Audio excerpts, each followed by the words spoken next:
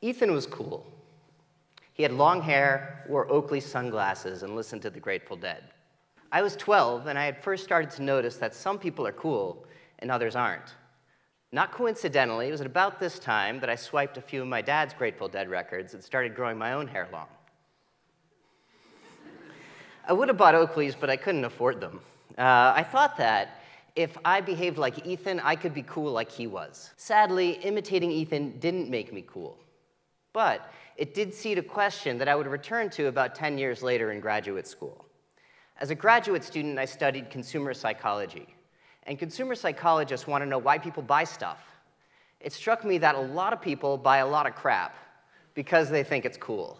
And you know what? The Onion agrees with me. They report that consumers spend $14 trillion annually trying to look cool. And you might question their fact-checking, but there are a lot of examples of people, behaviors, products, and brands that have become popular and successful because they're cool. Consumers everywhere pay a premium for Apple because the products are cool. Smoking, disgusting, unhealthy habit, yet every day more people start because they think it's cool. And you might say, no, smoking's not cool. Well, that's one of the tricky things about coolness is that people don't always agree. I don't think Harley Davidson's cool. I find them obnoxious and associate them with middle managers experiencing a midlife crisis. But for millions of bikers around the world, Harley Davidson is the apex of cool. Another tricky aspect of coolness is that it changes over time. The bands that were cool when I was in middle school no longer are today. So what is it that makes brands like Apple, behaviors like smoking, and people like Ethan cool? Why are Harley Davidsons cool to some people but not others? And why did Green Day seem cool one day but not the next? I first looked for the answers to these questions by looking towards celebrities, scholars, and the fashion industry. I thought they might know. Kanye West said that he doesn't smile in photographs because it wouldn't look as cool. I read a couple books that said Miles Davis and James Dean and other cultural icons become cool by not showing their emotion, by concealing what they're feeling. And in the fashion industry, I noticed models don't show very much emotion, both on the runway and also in magazines. And so this led me to believe that the way to become cool is by being emotionally inexpressive. The idea that being inexpressive is cool is intuitive, and it fits with the dictionary, which defines cool as lacking enthusiasm or excitement. Could this explain why I wasn't cool in middle school? Well, we can't go back in time to figure out if smiling less would have made me cool, but what we can do is design experiments to test if people today seem more cool when they show emotion or when they're inexpressive. So this is what I did. And I'm in a marketing department, so I created a bunch of different advertisements. And for each ad, I made two versions of it. In one of the versions, the person in the ad, the endorser, showed emotion, smiling. In the other version, the endorser was inexpressive. So I'd send a survey with one of these ads out to a couple hundred people, and I'd have them evaluate the person in the ad on a scale from not at all cool to very cool. Did being inexpressive make the endorsers in my ads seem cool? Nope. In fact, I found the opposite. Being inexpressive led the endorser to seem less cool, and it didn't matter whether the endorser was male or female, black or white. For example, in these Nike ads, Michael Jordan seemed less cool when he was inexpressive than when he smiled. Even James Dean, who the scholars have said became cool by not showing emotion, seemed more cool when he smiled than when he was inexpressive. So this line of studies helped me answer the question, is being inexpressive cool? It's not. For once, Kanye was wrong. Most people seem more cool when they smile. And although I knew that smiling wasn't what prevented me from being cool in middle school, I still didn't know why Ethan was cool and I wasn't. Since celebrities, scholars, and the fashion industry didn't seem to have the answer, I next got a little desperate. I just started asking anyone I could find. What do you think makes things cool? And I got some interesting answers. One person told me, cool is what other people accept, the norm. Also what makes you unique and stand out from everyone else. Well, this might seem like a ridiculous answer. It actually highlights an interesting question. Is it more cool to be different, or is it more cool to conform and fit in? So in a different set of studies, I tried to answer this question. In one of them, I sent people pictures of water bottles and asked them to rate how cool or uncool they thought the water bottle was. Some of the bottles looked fairly normal. Others, like the green and white one here, looked more unusual. They diverged from the norm for what water bottles typically look like. What I found here is that products that diverge from the norm seem more cool than those that conform. In a different study, I asked people to tell me how cool or uncool they thought this brand, Morgan, was based on its logo. And I gave them a fake brand. They didn't know that, but I wanted to know what they thought just based on whether the logo was more similar to other logos they had earlier seen, or different. Again, what I found is that the brand seemed more cool when it diverged from the norm, when its logo looked different. Looking a little bit more closely at the data, what I discovered was that the reason being different is cool is that diverging from the norm shows autonomy. Autonomy means an ability and willingness to follow your own course, rather than conform to the wishes and expectations of society, of authority figures, even friends and family. Being different is autonomous, and being autonomous is cool. Ethan was autonomous. Most of the kids in my middle school, the boys anyway, had short hair, they wore grungy flannel, and listened to Pearl Jam. Ethan had long hair, wore clean-cut clothes, and listened to the Dead. Apple also became cool by being autonomous. From the beginning, Apple positioned itself as an outsider compared to more mainstream brands like IBM and Microsoft. It celebrated rebels and told everyone to think different. Apple's products also showed autonomy by looking and behaving differently than their competitors. So autonomy is cool, but not all autonomous behaviors are cool. For example, forgetting to wear pants, driving on the wrong side of the road, stabbing a baby with a fork. None of these behaviors are cool, but they're autonomous. In order for a behavior to seem cool, it needs to seem appropriate, given the situation. It's normal to wear a suit and tie to an office job. Doing so is unlikely to make you seem autonomous or cool.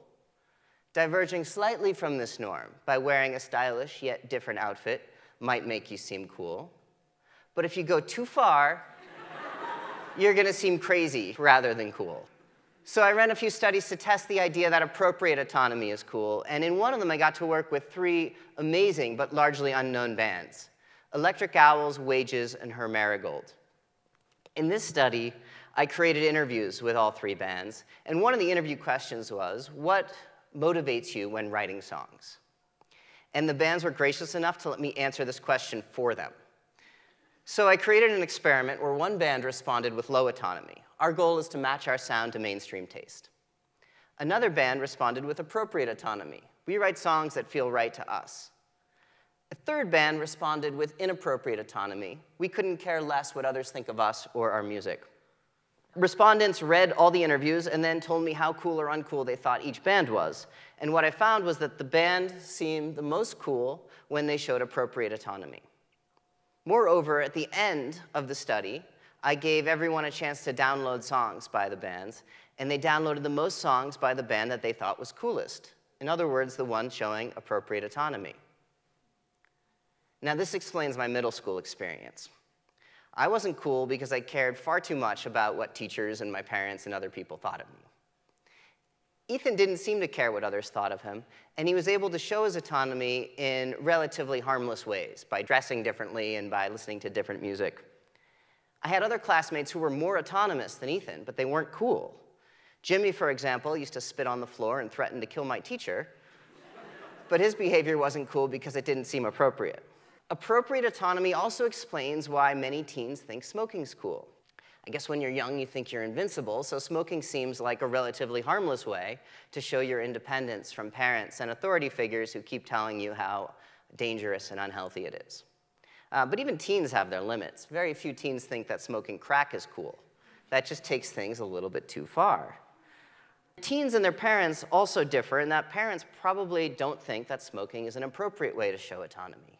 And these differences in perceptions of what's appropriate helps explain why people have different opinions about what's cool. I don't think Harley Davidson's cool because I find them obnoxiously loud and unnecessarily dangerous. In other words, inappropriately autonomous. Yet, these same features make Harley an important symbol of freedom for people who feel that contemporary society has become too restrictive. In general, what I've found is that people who hold countercultural values, that is, they distrust authority and think that social norms, for the most part, are harmful and unnecessary, believe that relatively high levels of autonomy are appropriate and cool. Whereas people like me, who think social norms, for the most part, are reasonable, see more modest levels of autonomy as being cool. The Dead Boys, for example, were highly autonomous. They drew swastikas on their equipment, they cut themselves on stage, and they played songs that most ears would categorize as unlistenable. This made them cool to a highly countercultural group of punks in New York City back in the 1970s. But the Dead Boys never became cool to a broader audience because most people considered their behavior inappropriate. Green Day's deviance, on the other hand, was far less extreme. They threw mud around on stage, but I don't think they ever cut themselves. And their songs were a little bit louder and faster than most other music, but they were catchy and fun to listen to. And this helped Green Day become cool to a much broader audience than the Dead Boys were ever able to reach. Green Day is also a nice example of how coolness changes over time. When Green Day started off, they were a do-it-yourself punk band on an independent label, and I never heard of them in the early 1990s, and neither had most other people. But their rebellious attitude and relative obscurity made Green Day cool to a countercultural community near Berkeley. I first heard of Green Day in the mid-1990s when they released their major label debut, Dookie. Green Day's independent roots, their rebellious attitude, their edgy songs about masturbation and mental illness made them seem autonomous and cool, not just to me, but to about 10 million other people who bought their album. But what happens when something becomes cool to a broad audience is it moves from seeming autonomous and different to becoming the new norm. By the time I started listening to Green Day, their original fans were already complaining about the band selling out. In other words, Green Day was no longer autonomous enough for that highly countercultural audience. And by the end of the 1990s, when Green Day was selling out stadiums and the radio was playing not just Green Day songs, but other bands that sounded a lot like them, Blink-182, Sum 41, Green Day had become the new norm. Today, Green Day is one of the biggest bands on the planet. I still listen to them and I still enjoy their music, but I no longer think they're cool, at least not like they were back in the mid-90s when they seemed autonomous. What I learned from my studies is that people, products, brands, and behaviors are cool when they show appropriate autonomy. Green Day, Harley Davidson, Apple, and Ethan all did their own thing, but in a way that didn't seem harmful or too outrageous. I wasn't cool, and I'm still not cool, because I was and continue to be fairly normal. And I'm okay with that. I'm no longer trying to be cool, which is probably a good thing. Trying to be cool is a self-defeating pursuit, because if you're trying to be cool, it looks like you want approval, which of course isn't autonomous. And if you want approval, there's no reason you need to be cool. A far easier way to gain approval is to follow the norm. We tend to like people better when they fit in and when they conform. And in fact, society functions as well as it does because most people follow the norm. I can drive to work safely each morning because I trust the drivers are going to stay on the right side of the street and stop for the red lights. The problem is that if everybody always follows all the norms, then society becomes static. There's no innovation. There's no change. So society needs some way to incentivize people to change norms for the better. And coolness is the reward in the form of status that we give to people and objects who are able to move culture forward. Apple changed the way we think about telephones, computers, and the music industry. Harley Davidson offers an alternative lifestyle for people who feel trapped or bored with contemporary suburban life. And even Ethan changed my life for the better by introducing me to the Grateful Dead. Apple, Harley, and Ethan didn't become cool by trying to be cool. They became cool by offering a different vision for how to behave or who to be. Coolness shouldn't be your goal, but it can be your reward if you figure out a way to change culture for the better. Thank you.